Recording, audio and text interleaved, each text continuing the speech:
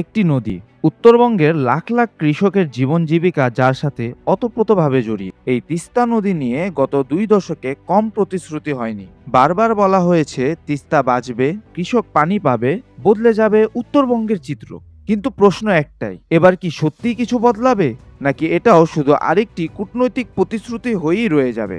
আজকের ভিডিওতে আমরা জানব তিস্তার মহাপরিকল্পনা আসলে কি, এখন পর্যন্ত কতটা এগিয়েছে, ভারতের সঙ্গে পানি বন্টনের জট কোথায় আটকে আছে, আর কেন সাধারণ মানুষ এখনো সরকারের আশ্বাস পুরোপুরি বিশ্বাস করতে পারছে না।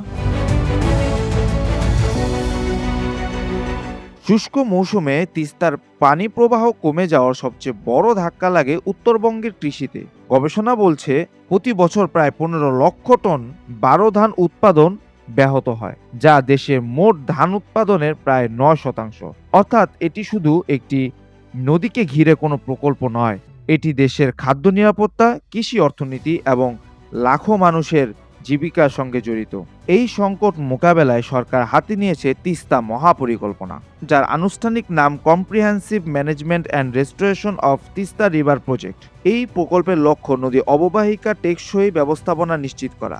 এর আয়তায় সেচ ব্যবস্থাপনা উন্নয়ন, পানি সংরক্ষণ, নদী শাসন এবং পরিবেশগত ভারসাম্য রক্ষার পরিকল্পনা রয়েছে। প্রকল্পটি বাস্তব ব্যয় ধরা হয়েছে প্রায় 12,000 কোটি টাকা। প্রথম পর্যায়ে চীনের কাছ থেকে প্রায় 6,700 কোটি টাকা ঋণ চাওয়া হয়েছে। সরকারের পরিকল্পনা অনুযায়ী 2026 সালে প্রকল্পের কাজ শুরু হয়ে 2029 সালের মধ্যে প্রথম ধাপ শেষ হওয়ার কথা। যদিও পুরোপুরি মহাপরিকল্পনাটি আসলে 50 বছর মেয়াদী একটি দীর্ঘ পরিকল্পনা। চলতি 2026-27 অর্থ বছর থেকেই প্রকল্প বাস্তবায়ন শুরু হবে বলে জাতীয় সংসদে জানিয়েছে পানি সম্পদ মন্ত্রী। সরকারের ভাষ্য অনুযায়ী সাম্প্রতিক চীন সফরের পর প্রকল্পে চীনের কারিগরি সহায়তা ও অংশগ্রহণ নিশ্চিত করা হয়েছে। নতুন অর্থবছরে প্রথম ফিজিবিলিটি স্টাডি সম্পন্ন করা হবে। এরপর শুরু হবে মূল বাস্তবায়নের কাজ। জুলাই মাসের শুরুতে সংসদের প্রকল্প বাস্তবায়ন নিয়ে আরও কিছু নতুন প্রস্তাব তুলে ধরা হয়েছে।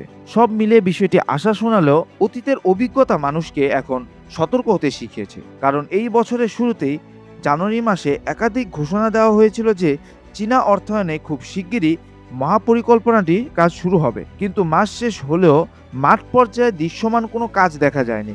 তখন সমালোচনা শুরু হয়, অর্থাৎ কাজ শুরু হবে এই ঘোষণা আর বাস্তবে কাজ শুরু হওয়ার মধ্যে ব্যবধান আগেও দেখা গেছে। আর এই কারণেই নতুন ঘোষণার প্রতি মানুষের মধ্যে কিছুটা সংশয় রয়ে গেছে। রংপুর বিভাগের মানুষ আর শুধু অপেক্ষা করে বসেনি। তিস্তা নদী রক্ষা আন্দোলন কমিটির ব্যানারে তারা মশাল মিছিল, মানববন্ধন এবং প্রতীকী কর্মসূচি পালন করছে। তাদের একটাই দাবি, তিস্তার ন্যায্য পানির হিস্সা নিশ্চিত করতে হবে এবং মহাপরিকল্পনা দ্রুত বাস্তবায়ন করতে হবে। তাই সরকারের নতুন ঘোষণাকে তারা আশার আলো হিসেবে দেখলেও নিশ্চিত সমাধান হিসেবে দেখতে রাজি নন। তবে এখানেই রয়েছে সবচেয়ে বড় বাস্তবতা। তিস্তার মহাপরিকল্পনা বাংলাদেশের নিজের অংশে নদী শাসন এবং অবকাঠামোগত উন্নয়নের পরিকল্পনা হলেও তিস্তার পানি সংকটের মূল কারণ এখনও ভারতের সঙ্গে পানি বন্টন চুক্তি না হওয়া। ভারত দীর্ঘদিন ধরেই পানি বন্টনের পরিবর্তে তিস্তা সংরক্ষণ এবং যৌথ ব্যবস্থাপনার প্রস্তাব দিয়ে আসছে। অন্যদিকে বাংলাদেশ চাইছে একটি সুনির্দিষ্ট ও কার্যকর পানি বন্টন চুক্তি।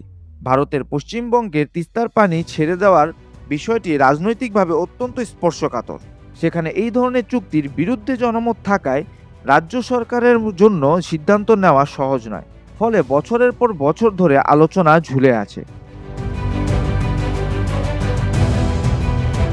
একই সময় 1996 সালের গঙ্গার পানি বন্টন চুক্তির 30 বছর মেয়াদও এবছরই শেষ হচ্ছে। এর ফলে গঙ্গা ও তিস্তা এই দুই নদীর পানি বন্টন এখন বাংলাদেশ ও ভারতের সম্পর্কের অন্যতম বড় কূটনৈতিক পরীক্ষায় পরিণত হয়েছে। অবশেষে বলা যায়, বাংলাদেশের নিজের অংশে নদী শাসন, সেচ ব্যবস্থা ও অবকাঠামো উন্নয়নের কাজ করতে পারবে, কিন্তু উজানের পানি প্রবাহের নিয়ন্ত্রণ এখনো ভারতের হাতেই। আর এই মূল সমস্যার সমাধান ছাড়া তিস্তার মহাপরিকল্পনা একাই তিস্তাকে পুরোপুরি বাঁচাতে পারবে কিনা, এটা নিয়ে এখন সবচেয়ে বড় প্রশ্ন। তিস্তা সত্যিই বাঁচবে কিনা তার উত্তর মিলবে আগামী কয়েক বছরের বাস্তবায়নে, প্রতিশ্রুতিতে নয়, মাঠের কাজে। আপনার কি মনে হয়, এবার কি সত্যিই কিছু বদলাবে, নাকি এটাও আরেকটি অসম্পূর্ণ প্রতিশ্রুতি হয়েই থেকে যাবে? কমেন্ট করে জানান আপনার মতামত। ভিডিওটি ভালো লাগলে লাইক দিন। এমন আরও তথ্যভিত্তিক বিশ্লেষণ নিয়মিত পেতে চ্যানেলটি সাবস্ক্রাইব করে পাশেই থাকুন। আবারও দেখা হবে নতুন কোনো গুরুত্বপূর্ণ বিষয় নিয়ে। ততক্ষণ ভালো থাকুন, সুস্থ থাকুন। আল্লাহ হাফেজ।